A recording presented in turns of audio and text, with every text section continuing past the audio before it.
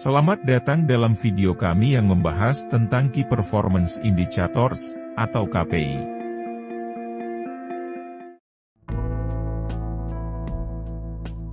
KPI, atau Key Performance Indicators, adalah alat penting dalam pengukuran kinerja dan evaluasi.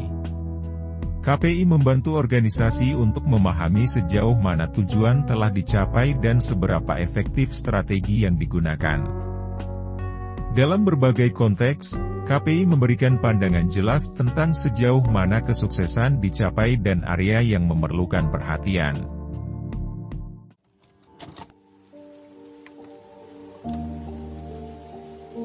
Fungsi utama KPI adalah mengukur pencapaian tujuan dan kinerja secara objektif.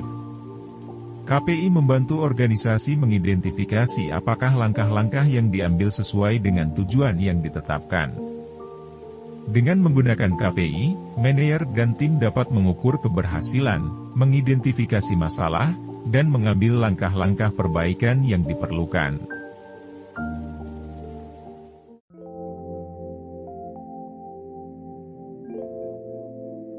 Penggunaan KPI dapat digunakan pada bidang pekerjaan apapun, contohnya, pertama, KPI dalam bisnis. Dalam dunia bisnis, KPI dapat mencakup pencapaian pendapatan, profitabilitas, persentase penjualan yang berasal dari pelanggan baru, dan juga tingkat retensi pelanggan. Kedua, KPI dalam pendidikan. Di sektor pendidikan, KPI bisa termasuk peningkatan hasil tes siswa, persentase siswa yang menghadiri program pengembangan guru, dan juga tingkat partisipasi siswa dalam kegiatan ekstrakurikuler. Setiap konteks pekerjaan memiliki KPI yang relevan, sesuai dengan tujuannya masing-masing.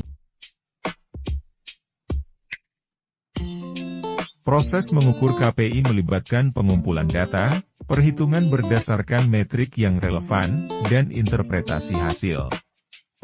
Dalam hal ini, dapat dilihat dari contoh KPI dalam pendidikan sebagai berikut. Dapat dilihat, tabel ini terdiri dari beberapa kolom yang penting dalam menghitung skor akhir KPI. Komponen tabel terdiri dari bobot, target, realisasi, skor, dan skor akhir. Bobot KPI, ini adalah bobot atau tingkat pentingnya setiap KPI dalam pengukuran keseluruhan.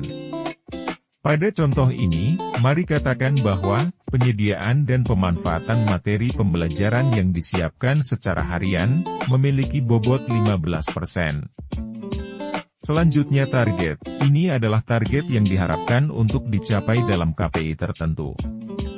Dalam hal ini, target, penyediaan dan pemanfaatan materi pembelajaran yang disiapkan secara harian adalah 90%. Selanjutnya realisasi, ini adalah hasil aktual yang telah dicapai.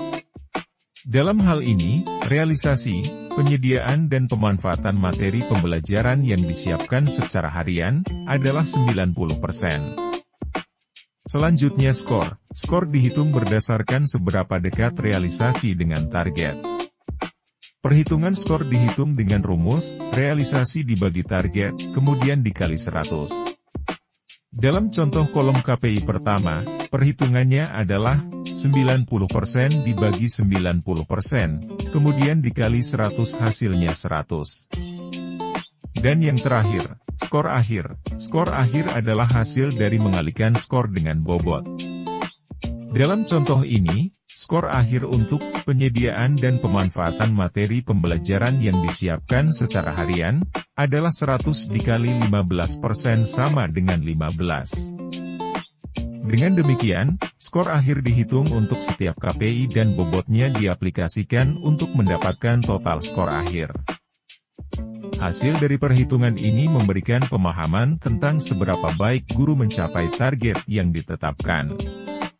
Dengan informasi ini, guru dan manajemen sekolah dapat mengidentifikasi area yang memerlukan perbaikan.